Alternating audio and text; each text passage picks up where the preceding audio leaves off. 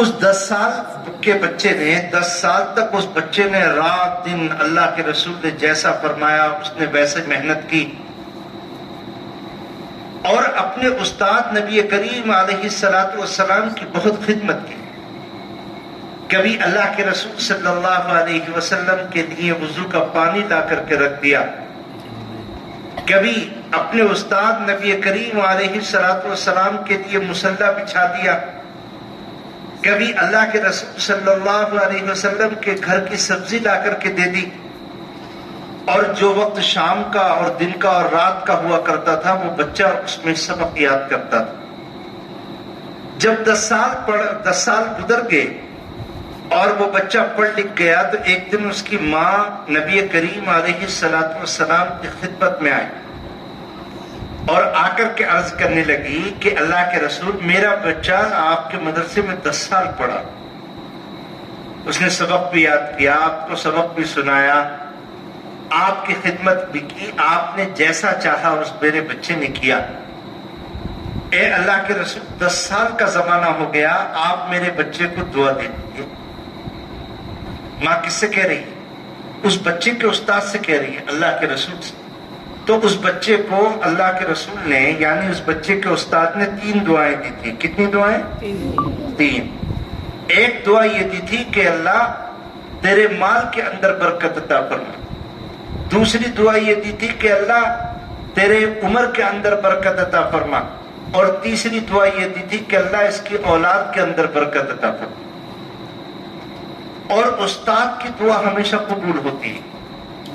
چنانچہ اس طالب علم کے حق میں اللہ کے رسول کی دعا قبول ہوئی اور تینوں کی تینوں دعائیں قبول ہوئی. معلوم ہے اس آدمی کے کتنے بچے پیدا ہوئے؟ اللہ کے رسول نے دعا دی تھی کہ اللہ تو اس بچے کی اولاد میں برکت عطا فرما. اس بچے کے 130 اولادیں اس دنیا کے اندر پیدا ہوئی. کتنی؟ تمہارے گاؤں میں ایسا آدمی ہے جس کی کوئی 130 اولاد ہو؟ سارے گاؤں کی مل کے بھی 130 نہیں ہوگی. اور معلوم ہے اس کی عمر کتنی ہوئی؟ 110 سال. اس لیے کہ نبی کریم علیہ الصلوۃ والسلام نے دعا فرمائی تھی, استاد نے دعا فرمائی. اور تیسری دعا اللہ کے رسول نے ارشاد فرمائی تھی کہ اللہ اس کے مال میں برکت عطا فرما. مدینہ منورہ کے اندر جن لوگوں کے کھجور کے باغات ہوا کرتے تھے, سال کے اندر سال کے 12 مہینوں میں ان باغات کے اندر 1 مرتبہ پھل آیا کرتا تھا, لیکن اس طالب علم کے باغ کے اندر سال میں 2 مرتبہ پھل آتا تھا. سارے باغوں کے اندر 12 مہینے میں 1 مرتبہ پھل آتا تھا, اور اس طالب علم کے باغ کے اندر سال میں 2 مرتبہ فصل آتی تھی. بتاؤ کیوں؟ استاد کی دعا کی برکت سے. بات سمجھ میں آئی؟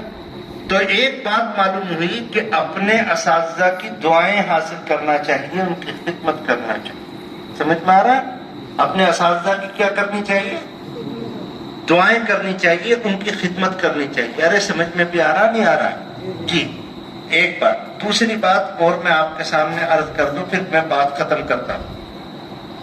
ایک کتاب اردو کی کتابوں میں ایک قصہ لکھا ہوا ہے, اور وہ قصہ یہ ہے کہ ایک گاؤں کا چھوٹا سا بچہ بکریاں چرانے کے لیے جنگل جاتا تھا.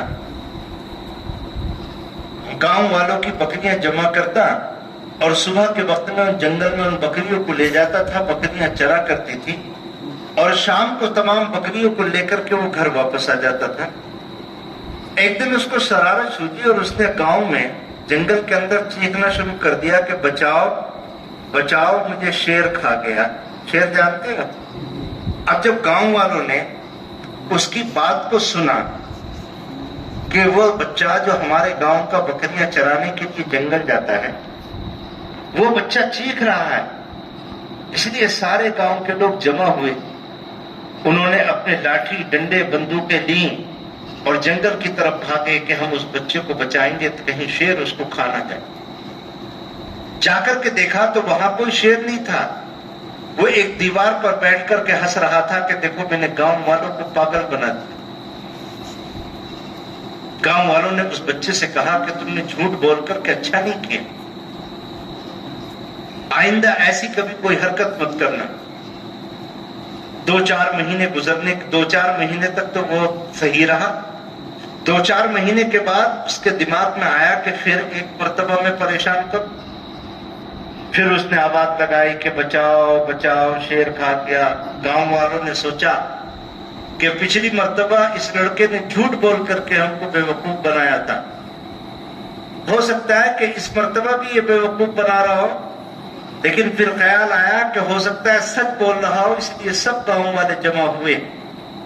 اور جمع ہونے کے بعد میں وہ گاؤں سے نکلے اور جنگل میں پہنچے تاکہ اس بچے کو بچائیں. تو پھر وہ دیوار پر بیٹھ کر پھر ہنس رہا تھا کہ میں نے گاؤں والوں کو کیا بنا دیا؟ بے وقوف بنا دیا. میری بات سمجھ میں آ رہی ہے؟ اردو سمجھ میں آتی ہے؟ گاؤں والوں نے اس کو بہت سمجھایا کہ بیٹے تو ایسے گندے کام مت کر. اگر تو گندے کام کرے گا تو ایک دن تو اپنے گاؤں کے اندر تنہا پڑ جائے. گاؤں والے تیری بات پر اعتماد کرنا چھوڑ دیں گے، گاؤں والے تیری بات ماننا چھوڑ دیں گے، گاؤں والے تیری عزت کرنا چھوڑ دیں گے. چنانچہ اسے بہت سمجھایا. اس نے کہا جی میری توبہ ہے، آئندہ میں کبھی ایسے جھوٹ نہیں بولوں گا. 5-6 مہینے تک اس نے کچھ نہیں کہا.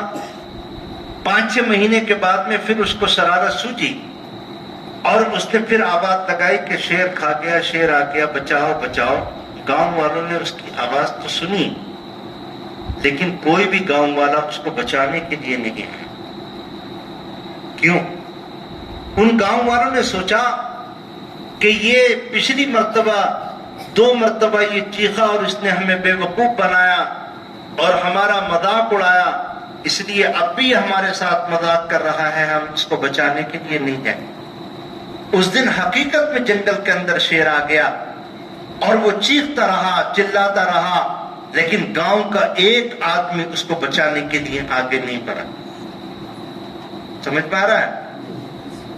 اب سنو، اگر یہ اس مدرسے میں پڑھنے والے طلبہ یہ چاہتے ہیں کہ اللہ تعالیٰ تمہیں اتنا بڑا مقام عطا فرمائے کہ اپنے گاؤں اور اپنے بستی اور خاندان میں جانے کے بعد میں جو کہہ دو، گاؤں اور خاندان کے لوگ اس کو آنکھیں بند کر کے مان لیں اور یقین کر لیں، تو پھر تمہیں گناہوں سے بچنا پڑے گا. کس سے بچنا پڑے گا؟ اور اگر تم گناہوں میں جھوٹ بولتے رہو گے اور لوگوں کے سامنے دھوکہ دھڑی کے معاملات کرتے رہو گے تو لوگوں کے درمیان سے تمہارا اعتماد اور بھروسہ اٹھ جائے گا. نہیں سمجھے؟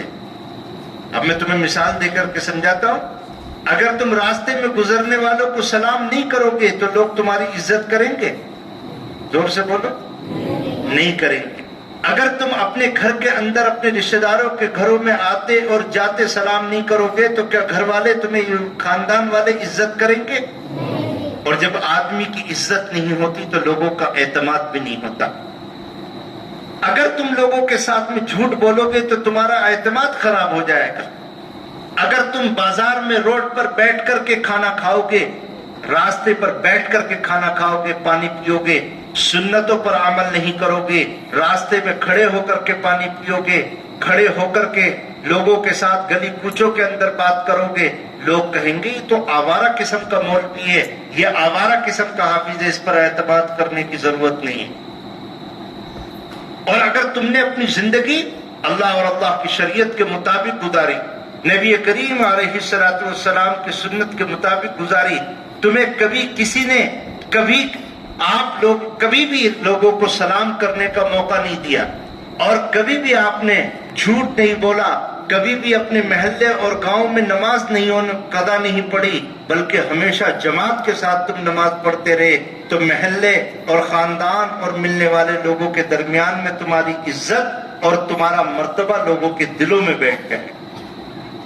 اور پھر ایسا بیٹھے گا کہ ایک مرتبہ تم مسجد کے ممبر پر بیٹھ کر کے جو بات کہہ دو گے سارے گاؤں والے اس کو مان لیں گے اور کہیں گے ہم نے اپنے محلے اور اپنے گاؤں کے مولانا صاحب کو کبھی جھوٹ بولتے ہوئے نہیں دیکھا، کبھی آوارہ قسم کا کام کرتے ہوئے نہیں دیکھا، تو سارا گاؤں آپ کی بات مانے گا. اب بات لمبی ہو گئی، حضرت کو کچھ کہنا ہے تو پھر میں اپنی بات دوہرا دوں. تمہیں چھوٹا مولوی بننا ہے بڑا مولوی بننا ہے؟ بڑا. تو چھوٹا بڑا مولوی بننے کے لیے پہلا کام یہ کرنا ہے کہ آپ آپ کو اپنے اساتذہ کی دعائیں لینا ہے، آپ کو اپنے اساتذہ کی دعائیں لینا ہے۔ اور دعائیں کیسے دی جاتی ہیں؟ ان کا حکم مان کر اور ان کی خدمت کر کے۔ وہ کہتے ہیں بیٹے رات میں سبق یاد کرو تو کرو، وہ کہتے ہیں فجر سے پہلے پڑھو تو پڑھو، وہ کہتے ہیں یہ کام کرو تو کرو۔ اگر تمہیں بیماری ہے، تم تھک گئے ہو، تو اپنے استاد سے کہو کہ میں آج تھک چکا ہوں، کل آپ کو سبق یاد کر کے سنا دوں گا، آپ کے استاد آپ کو اجازت دیں۔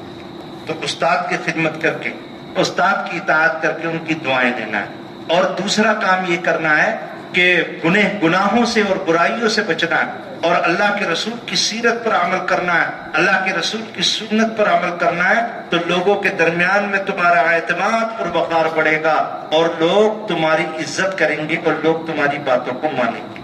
اللہ تعالیٰ ان باتوں پر مجھے بھی اور آپ تمام حضرات کو عمل کرنے کی توفیق عطا فرمائے۔ اور آپ لوگوں کے درمیان میں آ کر کے بہت اچھا لگا۔ محنت سے پڑھو، بہت گرمی ہو رہی ہے، محنت سے پڑھتے رہو۔ اللہ تعالیٰ آپ کے علم میں اور عمل میں ترقی اور برکت عطا فرمائے۔ آخر دعوانا الحمدللہ رب العالمین۔